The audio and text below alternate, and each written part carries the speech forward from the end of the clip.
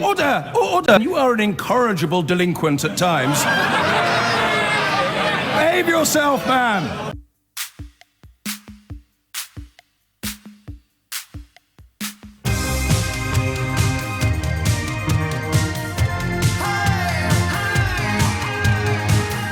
I want to begin with the NHS story.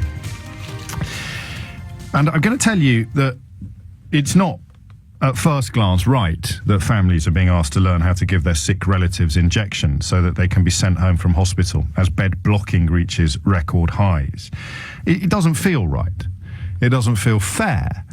You could realistically be mentioning the amount of tax that you've paid over the years in expectation of a certain degree of health care, but politics is the world in which we live, isn't it? This is a point an awful lot of people miss, rather than the world in which we want to live. It's a sort of combination of the both.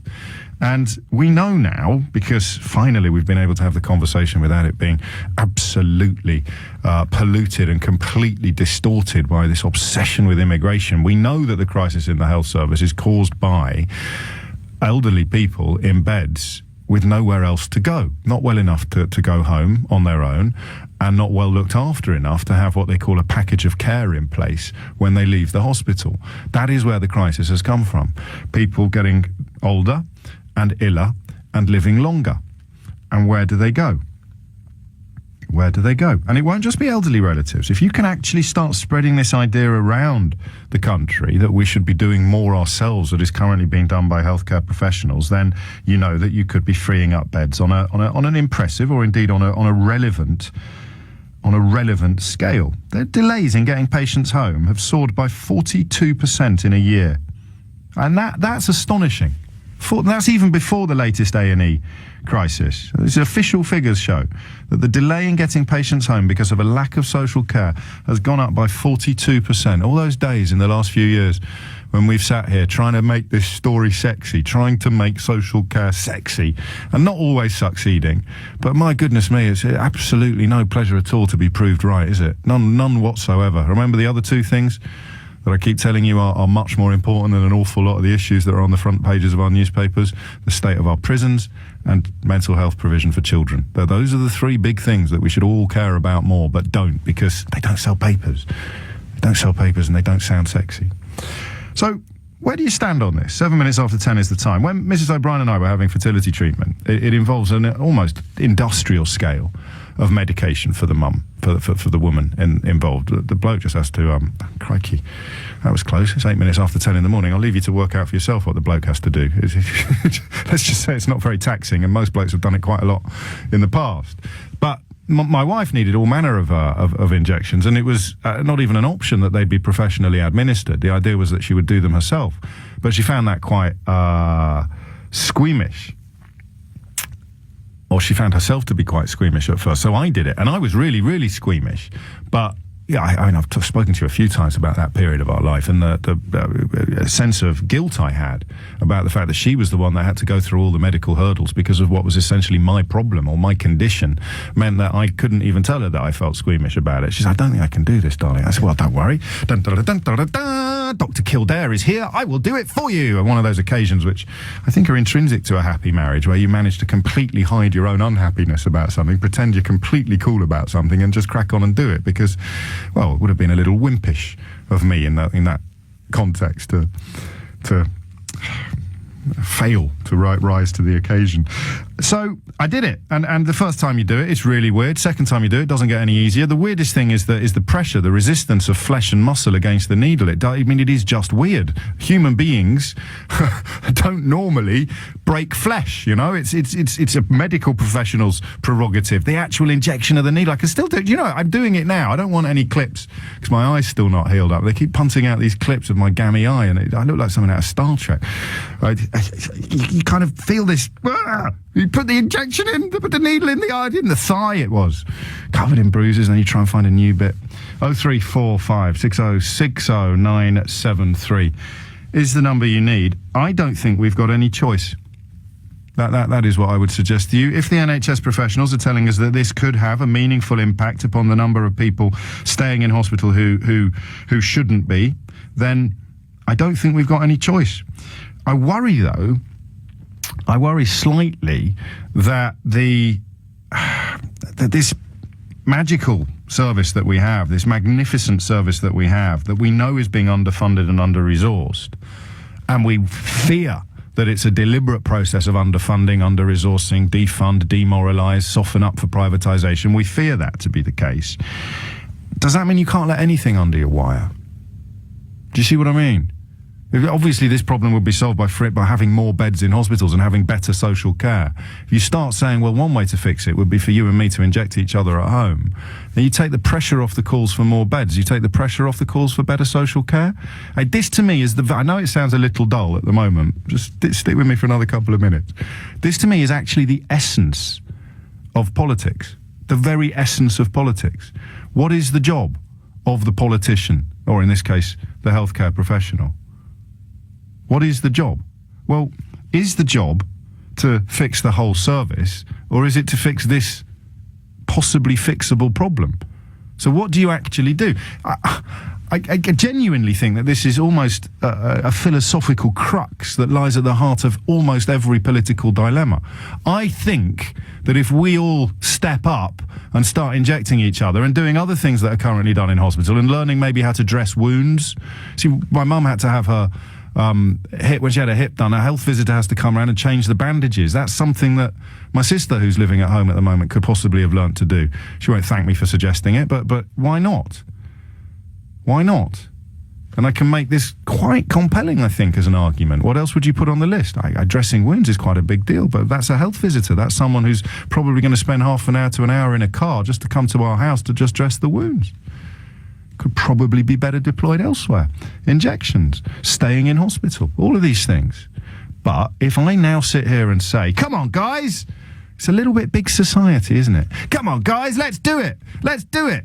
Let's help out those lovely doctors and nurses and do some of the stuff ourselves, and we all start doing it. Does that actually alleviate the pressure on the government to fix the system of which this problem is a symptom, not a cause? I don't know. I'd love to know what you think. 0345 6060 973 is the number that you need. It's 12 minutes after 10. Hit the numbers now. You will get through. I'm really interested in this one. I hope I've managed to explain properly why I'm really interested in it. It's because I've gone through a whole range of reactions, and they're my favourite kind of stories, the ones that really don't brook binary responses. What do you think of this idea that families being earned to treat sick relatives at home so that they can fix bed blocking? Well, it's outrageous. It's absolutely shocking. The doctors are, oh, hang on a minute. Maybe it's not such a bad idea. These are fairly menial and straightforward tasks. The more of us can do them at home, the better it will be in the hospitals, freeing up the... Oh, no, hang on a minute. If we start doing that, we're doing the government's job for them. We're alleviating the pressure on the NHS where they have failed to provide the proper funding and resources. So you're back to where you started again, thinking it was a bad idea. I want to know what you think. And I also want to know why. And it would be interesting also if you don't share my fears about the privatisation argument. You don't share my fears that there is some cynical, deliberate subtext to what's going on in the NHS at the moment, that it can't be a coincidence that the highest ever patient satisfaction results were recorded in 2010 when the coalition government came to power, and now it's in the worst state it's been since the last time the Conservatives were in power. We haven't had a full-on crisis in the NHS since the mid-90s. So if you don't think that's a political fact, you think that is genuinely just a coincidence, I'd love to know what you think about the proposition that we do it all at home. And if you're a doctor or a nurse, as ever on this programme, you've got a hard shoulder, you've got a special line, you've got your way straight onto air. You take precedence over others if you are speaking as part of the story rather than merely reflecting upon it. You can email James at lbc.co.uk, you can text 84850, you can tweet at Mr. James OB, but I prefer it if you phone, because then at least I can, I was about to say, see the whites of your eyes, but given that my conjunctivitis is proving so stubborn, that's probably not the figure of speech I should most readily reach for this morning. And it's worked, thank you for coming on my sort of weird little mental journey with me. A few people pointing out that suggestion that they're doing medical treatments at home that are currently done in hospital may not be as simple an issue as it first appears. But you've heard more than enough from me. Let's talk to Earl, who's in Norbury. Earl, what made you pick up the phone? First-time caller, James. Listen to your show. I think it's a fantastic show. You're very kind, Earl. Thank you. And I'm a little nervous. So. Don't be. Seriously. Bedside manner today. Bedside manner. So the reason I called you was that my son had renal failure. kidney failure. Yes. And he was treated at home for a very, very long time. So we had a machine at home. Dialysis. Rather than him having to go to the hospital, which allowed him to work because he could do it whenever it was convenient for the family to help him to do it. And it was quite dramatic doing it because you'd have to hook him up to the machine and connected to a catheter. Gosh. Which my wife did because I was a bit squeamish like you when you're talking about your injections. But my wife also has sickle cell, and I used to work around illness. And when she was really ill, they've got a care in the community thing. Rather than putting her into hospital, they would allow us to take her medication at home and be looked after by myself working around her, if you know what I mean. And did you get any training for that? Not really, but we spoke about it, what needs to be done and stuff. Did your wife get training for the dialysis? She did, yeah. Yes. Both of us got training for the dialysis, but it was my wife that did it in the end. I was a sort of backup if she couldn't do it. Of course. We had quite a while before we actually did it. Went into hospital and did it a couple of times with them. Then we had support at home for a while whilst we did it until we were confident enough to do it ourselves. I've just realised another wrinkle then, thanks to you, to this whole issue, which is the difference between people who would rather do it at home and people who would rather not. Because everything you've said to me suggests that having the opportunity for your boy to have your son to have his dialysis at home, or your wife to have her sickle cell anemia medication at home, was preferable to you than having them cooped up in a hospital. It was, yeah, because my wife hates being in hospital. Yeah. Because sometimes she'd be in there for a couple of weeks and you get stir crazy because you're sick, but your mind's still functioning and you can still do bits and pieces.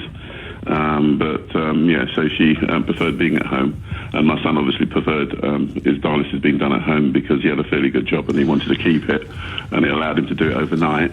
Yeah, I mean, again, it's the most interesting thoughts are always in the grey areas. So what's your thought this morning when you heard this story? But bearing in mind that not everybody is going to be as keen to do it as you are, and they might have their choice taken away if it becomes a more widespread practice. What do you think? No, I think what the motivation should be is so that they can take pressure off the NHS, so that the politicians can actually make it better, rather than use it as a source of. But if you take pressure off the NHS by doing this, it takes pressure off the politicians who are being asked to make it better. Yeah, but when you're in a disaster zone, you're going to have to do all that you can to make life easier for the professionals that work in it. Otherwise, they won't work in it. Yeah. So when Mike tweets me to say, as you speak, we could all step up, but government would reduce resources, not redeploy them, you'd say, cheer up, Mike. It doesn't always have to be the worst case scenario. Correct. Yeah. Okay. Oh, that was a lovely debut. How are you feeling now? Yeah, I'm feeling really good. Thanks. There you go. We'll do it again, shall we? Sometime. Yeah, no problem at all. Good man. Thank you, Earl. 23 minutes after 10, and thank you for the kind words as well. It's an interesting one, this, because I can absolutely see the logic of it, but I've got two little people on my shoulder. I've got Earl on one shoulder, being reasonable and sensible on one side of the argument, then you've got Mike on the other, being reasonable and sensible, but on completely the other side of the argument, which is when I love being able to say, give me a call, tell me which side you're on, and why. Francis is in Poplar. Francis, what would you like to say? Hi, my daughter had renal problems. She had cancer at the age of 11 months old. She lost her kidneys with the cancer, with the Wills tumour, and then later on in life went on to dialysis, which her mum mainly done it at home, 10 hours a night, and it was very, very hard work with the keeping it sterile and everything, the room, and very hard work. But my daughter sort of seemed to want her mother to administrate these things rather than being in hospital. It brought her a bit more comfort. She was 10 years of age when we done transplant. I gave her the kidney in transplant. Did you? And yes. And then when I was in Guy's, when the lady used to come round to take my bloods, because they took the kidney at Guy's from me and transported over to Great Ormond Street. But when she used to take my... I love the way you tell this story in such a matter-of-fact tone of voice, when everybody listening like me will just be going, oh my days. Yeah.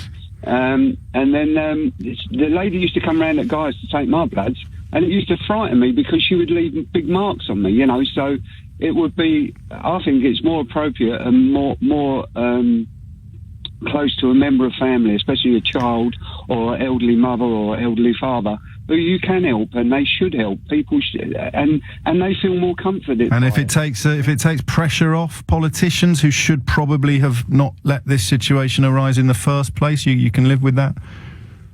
No, they should still have the pressure on them, without a doubt. But take the pressure off.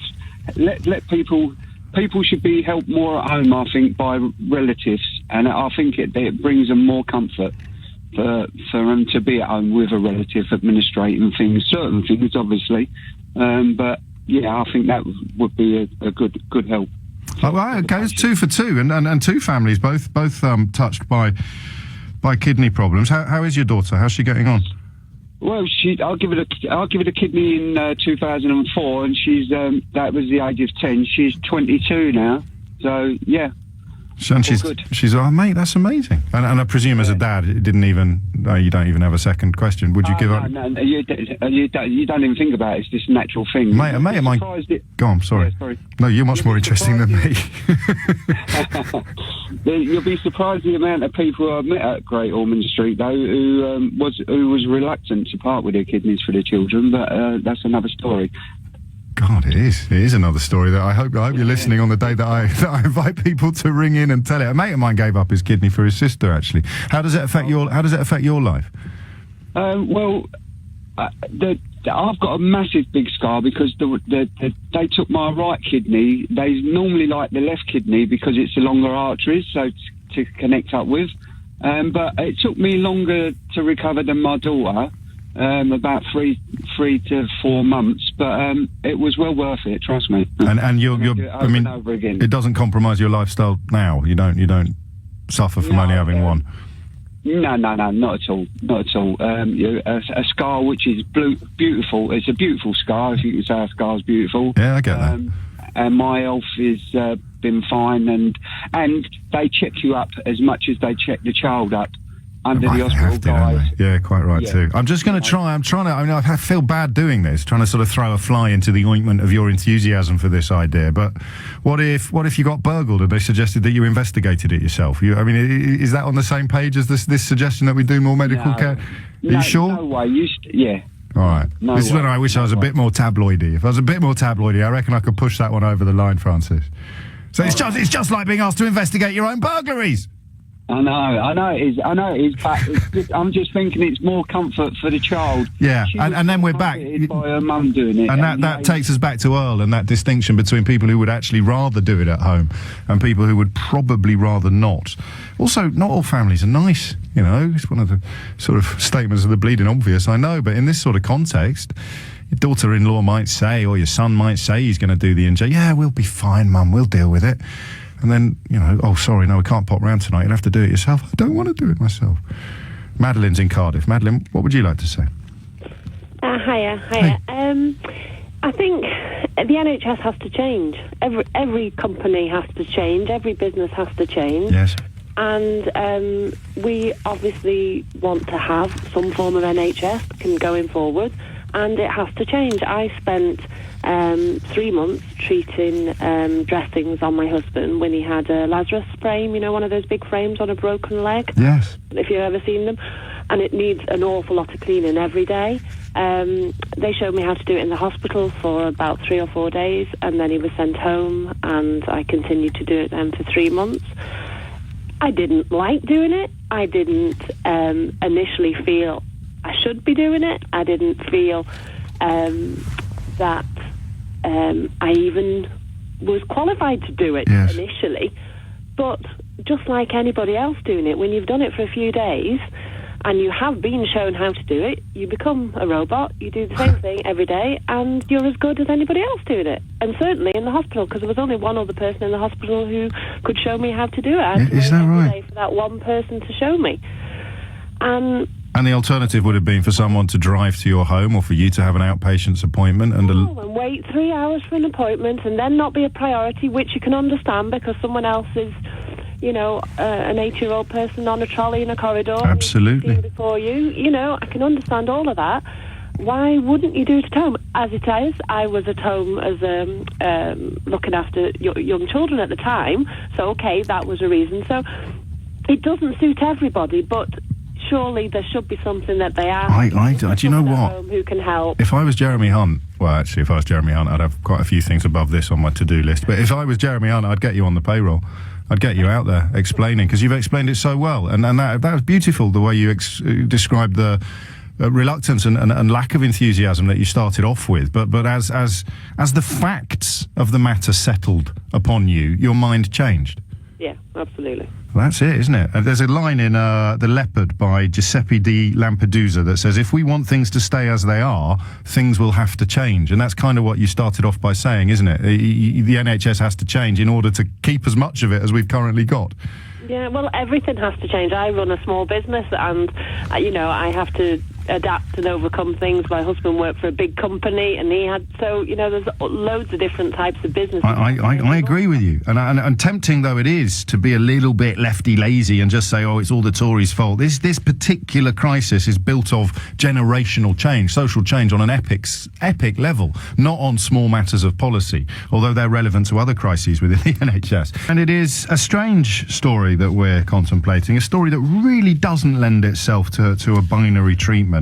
Broad consensus so far that it is not only necessary but possibly even desirable for more and more of us to do more and more healthcare in our own homes, injecting being the most obvious, but also we've heard from wound dressing, people with experience of wound dressing, broken limbs, and two fathers of kidney patients, one with a transplant and another in need of dialysis, all of which happened at home. Preferably, people preferred to do it at home. The rest of us who balk slightly at this idea and could even politically be persuaded that maybe this is yet another instance of us being encouraged to vote against our own interests, need to stop and think a bit more. Because Philip Collins has written a brilliant piece in the Times today. I should stress that's where I nicked the Lampedusa line from. Someone's just expressed great admiration that I quoted Lampedusa on LBC, but I have to say I lifted it wholesale from Philip Collins's piece in the Times today. And he points out that this is not this element of the crisis, the bed blocking element of the crisis, is not actually down to government policy. It is. I mean, you could have had a different government policy that accommodated it better, but it is simply because we are living longer and getting more poorly. And I keep saying we. We have to keep saying we. Otherwise I get messages like the one I got of Margaret in Dundee a few minutes ago, who somehow has arrived at the conclusion that we're blaming old people for the NHS. No, it's we are all getting older. Talking about it in the final hour of the programme today, the threshold for old age is going to have to be raised because life expectancy is longer. So at what age do you actually start becoming old? I'm 45 today, so I think I can no longer argue that I'm not middle-aged yet, can I? Is that 45? I mean, come on, 90 be an amazing innings by anybody's standards. 45, but a 45-year-old today, pretty much like a 25-year-old in my dad's age, my dad's generation, in terms of the sort of lifestyle and the similarities you have with much, much younger people in terms of what you do with your spare time and stuff. But anyway, we'll get on to that. I'm looking at the NHS, and there are some phone lines free, 0345 606 0973. Kev's in Nazing. Kev, what made you pick up the phone?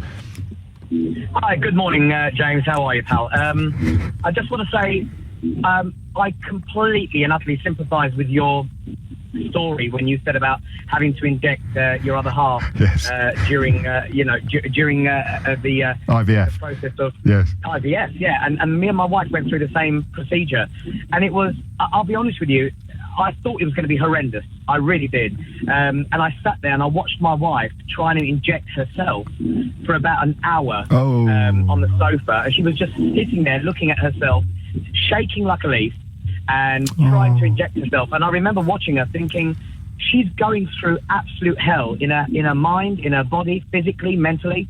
So I literally got the injection. And I knew, like you, I had to step up. I couldn't be afraid for her. So I went, honey, I'll do it, sweet. And she went, are you sure? Now the thing is, I got that injection, and I didn't even think, James. I just went, blung, straight Bash, into her bosh. Me too. I didn't even think. I just put it in. Do you know what I thought of? I thought of, you remember when Uma Thurman who passes out from a heroin overdose in Pulp Fiction and John Travolta has to smash the needle through her sternum? That's what I was thinking of when I did it to Mrs. O'Brien in her thigh. Well, exactly what I thought, and I stuck it in, and I did the injection, and she looked at me as if to say, "You hate me," right? And because the way I did it, I see. Because bang, ow! And fortunately, it didn't really hurt because the shock of me doing it so quickly, I think, it just passed immediately, and she was so thankful afterwards, and we had a really good talk about it, and it brought us close in the sense that we knew we were on this journey together, you know. Aww. So we did it. But I have to be honest with you, James, I do think the whole process of doing it at home, I think, is a very spiritual process, but it's also something that no one said to us in the hospital. Look, this is what you need to do. We did it ourselves, and we learned it ourselves. And I think you and me, probably with what we did, we toughened up and we did what we did, and we hid our emotions. But like you say, I think there's a lot of families out there that probably wouldn't have the guts or certainly the inclination to go. Well, so you need to add it, and that again perhaps is another worry. You add it to the burden that healthcare professionals already shoulder, in that it becomes their decision to decide who gets to do it at home and who doesn't. But again, you see where we are, we're not going to get any callers that are different because it doesn't happen yet. But all of us so far, you, me, Earl, and Francis, all describe scenarios where we actually ended up happier to be doing it at home than we would have been having a professional do it in a hospital. That's right, absolutely. And both me and my wife, when it finally came to fruition, we actually got twins out of it as well. We were over the moon, to be honest. You've taken the next question out of my mouth and answered it already. Nice one. Thank you, Kev. 10:39 is the time, and it's well worth digging this piece out in the Times today. It's just some simple truths, and I think Philip was a speechwriter for Tony Blair, so it's not in any way fallen to him to defend Conservative Party policy. But the NHS, he reminds us, was designed in an era when care was done to patients by doctors, and that's no longer true. 2/3 of the NHS budget goes on the 15 million people in the country who have a long-term condition. So that is DIY treatment quite often with regard to diabetes or arthritis or hypertension. Add dementia to that list, and you've got half of all GP appointments right there. 2/3 of outpatient appointments, 70% of inpatient beds just on those: dementia, diabetes, arthritis, hypertension. So, Incorrigible FCA is unhappy about it, but apart from him, so far on Twitter, it seems it's sometimes a reluctant approval, but a general consensus that this is probably necessary and even desirable. 0345 6060 973. If you can argue the opposite, say, well, hang on a minute, I've paid tax for 48 years. I do not expect my wife to have to inject me when I come down with a dose of lumbago. 10:41 is the time. Vicky is in Northampton. Vicky, what would you like to say? Oh, good morning, James. I would like to say that I have quite a lot of understanding of self-care in the community. I worked as an NHS midwife, mostly community-based. Yes. So you are our first healthcare professional. I wonder whether you're going to swim in a slightly different direction from the rest of us. Well, I might. I think I have quite mixed feelings about it. I think we already do quite a lot of self-care at home. And I think my concern, having seen NHS services, and I can only really speak for the midwifery services, but I think having seen NHS services in community settings and social care eroded, my concern would be more and more people taking this on would mean that those services would be further eroded and less available for people who, for whatever reason, aren't capable of doing it, don't have the support at home to do it. Not everybody has a supportive partner, family, and is able to self-administer or dress wounds. And the other thing I would say is dressing a wound is not just about dressing a wound, it's about assessing the wound and making a long-term plan. Yeah. I've seen lots and lots of people... You're a bit of a spoil sport, Vicky. I know, and I do apologise for that to a certain extent. Do you know what you've just done? You've just played a very important card in these sort of conversations. You've just played the slippery slope card, haven't you? I think I have, yeah. And I have... our model of care used to be that women were visited at home after they'd had their babies. Years ago, 2 generations ago, they stayed in hospital for 10 days. I'm not aching to get back to those days. But what I'm saying is that the services... Where does it end? Are being eroded further and further. And when they took away our ability to make our own clinical decisions, we were autonomous practitioners. And I say work as I no longer work in the NHS. We were autonomous practitioners, and we were able to make our own decisions about the people in our care because we knew them well. We'd seen them all the way through their pregnancy. Is there any room? Yeah, and midwifery is a good example, actually, of something that's already, as you remind us, kind of gone down this road in the past, and without any major harm. But we've got, well, I think we have. I think we've gone from the days of knowing the patients in our care really well, and whether you want to call them patients or clients is up to you. But patients works for me, always has done. Clients leaves a slightly sour taste in my mouth in the context of medical care.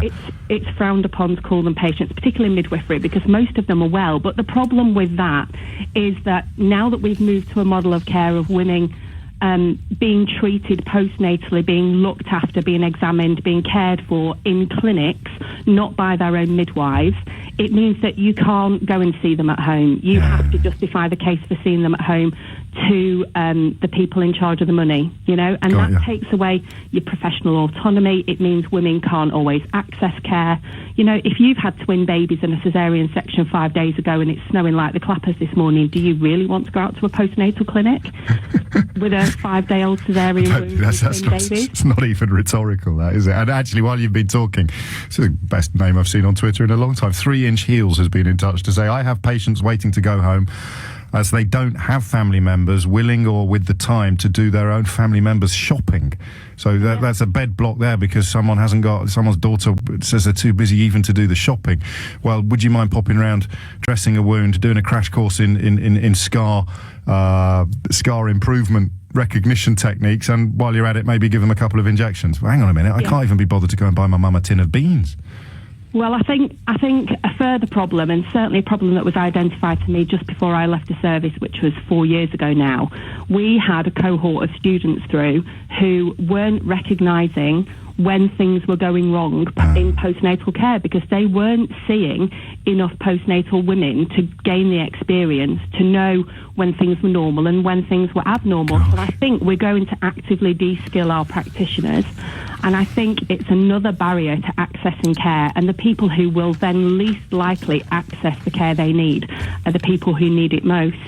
And the NHS is already running on the goodwill of its staff. You know, now it's going to start running on the goodwill of its patients' relatives.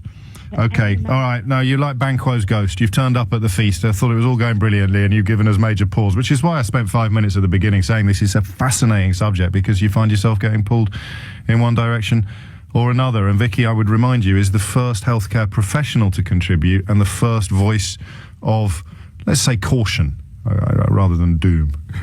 Have a great weekend, Vicky. It's 10:45. It's flying the ointment time then, isn't it? So most of us quietly drawn to the idea of more sort of DIY NHS services to free up hospital beds. We can do more at home. We can look after our mums and our kids and each other and our partners. All going quite well. And then midwife calls in and reminds us that this could well presage a kind of diminishment of service in all other sorts of areas. And actually, as Ed has just reminded us, it's all very well, it's good to take pressure off clinicians, but not to take pressure off politicians. Because really, if I had been Prime Minister in 2010, I would have unleashed not a cavalcade of nonsense about big society and hoodie hugging. I just would have hired an army, O'Brien's army of home carers, and I'd have made sure they were properly paid. I'd have taken it out of the private sector. I'd have made sure that these usually women are paid when they're driving between appointments, not only when they get to them. And I'd have made them feel valued, and I'd have made them feel important, and I'd have made them feel cherished and properly rewarded. And I'd have found the money from somewhere, maybe from something really controversial, like taxes on millionaires or something like that, or I don't know, people earning over 150 grand a year could have carried on paying 50% tax on the excess instead of having it immediately rescinded by David Cameron. And you could have taken that money and you could have unleashed, in the spirit of Anira Bevin, an army of almost junior district nurses like we used to have. And those beds would be unblocked immediately. Every single elderly, vulnerable person in a hospital bed who can't go home because there's no one to look after them could go home. Or maybe not every single one. Some of them might need 24/7 care. But if you've got someone, God, sometimes it makes me want to scream. You've got someone here tweeting a radio station, a national radio station, with what to them is clearly just a daily normality. I've got patients who can't go home because they can't find a family member with the time or inclination to do their shopping for them. to do their shopping for them. Start having a conversation about whether or not we could do more to provide medical care for our loved ones, and you get told by a medical professional that part of the reason why she's got block beds in the hospital where she works is because they can't find a relative with the time or the inclination to do the actual shopping for their gran or their dad or whoever it may be. An army of carers would have been a wonderful thing, and it would have avoided this problem. And the fact that a politician could have made a decision that avoided this problem makes me wonder whether it really should fall to us to fix it. Marie is in Castleford. Marie, what would you like to say? Good morning and well said. Here. I fully agree with every single word that you've just spoken. But remember, I've done a U-turn already this morning, Marie, so I'll take the applause. That's the importance of the job that you're doing, you see, because I think the main thing is the fact that until we're put in these unfortunate positions, nobody can ever say the reality of what it would be like. I had a daughter born at 28 weeks, premature. She weighed £1.15, and after 3 months in hospital, I was sent home with her, suffering. She had apnea attacks. She couldn't feed. She had no coordination. And I was solely to her existence. You know, it was me that was the sole carer. And obviously my husband had to go back to work because the bills had to be paid. And I was just left with this baby that had just had 3 months of intensive care. And likewise, what I would like to say is I had no support from my family GP. I needed to administer 1/6 of a mil of a diuretic drug because she had a heart condition. And if I would have swayed either way, I could have killed her with the administration of the drug. I don't know if this is the right word to use, but you just terrified me. I'd have found that. I've got 2 little girls at home. I'd have been absolutely terrified in that situation. Yeah, and I was. But I had no option. I was sent home with her, and put in that position, you have got no option. I got no visits from community nurses. I got follow-up in outpatients, but I got no follow-ups. I had no community outreach, so I was literally just sent home. So she went home from 24 hours on a SAP machine, she was oxygen dependent for 11 weeks. She got a heart condition. We couldn't have visitors for being vulnerable to illness. Infections and stuff. I couldn't take her out shopping. She couldn't go to a supermarket shopping centre. And I was left, and I got no experience in anything like that. And because and again, choice is the key element. You had no choice at all in this process. And I had to do it. I had no option. I had to just get on with it. And I've been left as a consequence. I've been suffering since this. I've had enduring anorexia and bulimia. The psychological consequences of it. Looking back, at the time, I was a mum, and I just had no option. I had to deal with it. Evolution kicks in, but anxiety gets left behind. And it's all what comes to the table after you've actually, you've dealt with a situation. I mean, fortunately, touch wood, she's a fantastic 15-year-old daughter now, and I'm so proud of what I did do. And thanks to me, she is here.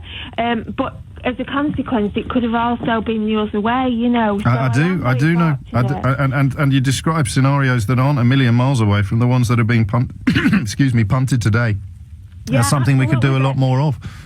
Yeah, as I say, I mean, I couldn't even my GP wouldn't give me a 1 ml syringe, which in the hospital I could just get willy-nilly, I could just go get what I needed, and I didn't mind administering the things in the hospital because I got the backup. And that's it. No, Marie, I get it. You and the midwife, I think, have done a sterling rearguard action on this one, but it doesn't necessarily mean we chuck the whole idea into the long grass, but we certainly don't allow politicians to use it to free themselves of scrutiny and criticism. I'm so glad you're little girl. Do you know how mad I am?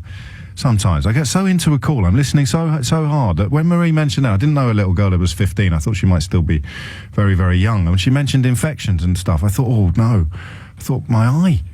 And she's in Castleford. She's at the other end of the country on the phone, and some just little thought in the back of my mind. I thought, oh no, I better not go too near her. Not with my eye being so gammy at the moment. That's weird, right? Yeah. Just checking. 10:57. Marie, thank you. Nick's in Stoke Newington with what might well be the last word. Nick, what would you like to say? Hello, James. Thanks for taking my call. You're welcome. We do loads. I'm a GP. We do loads of injections and care and dressings and stuff like that in the community, wherever possible. And that's what we always work to. If people can cope, if they've got the support at home, then that already goes on. The fact that there are almost no district nurses across the country is kind of one of the major structural problems we've got in terms of bringing care closer to home, as the new directive is. And it's just sort of it's not really a realistic argument to say that doing this stuff is going to make the slightest bit of difference to the queues of people who are now dying in corridors and the people who can't get out of beds and get into either social care or get care at home or get community care that they need. I mean, most of the delayed transfers of care, the so-called bed blockers, are actually down to sort of people with strokes and there are no community hospital beds because they're all being closed and there is no social care provision. And that's not going to fix this problem. It looks like you can tell from the music that I have to crack on, Nick. It's no reflection of the quality of your call, quite the opposite. But it is, yeah. All right. So it's a sticking plaster on a seeping wound. Sticking plaster that may not actually have any long-term benefit whatsoever. And yet, I'd stress we changed our minds, a lot of us, during the course of that hour. There's no guarantee we wouldn't change them back again.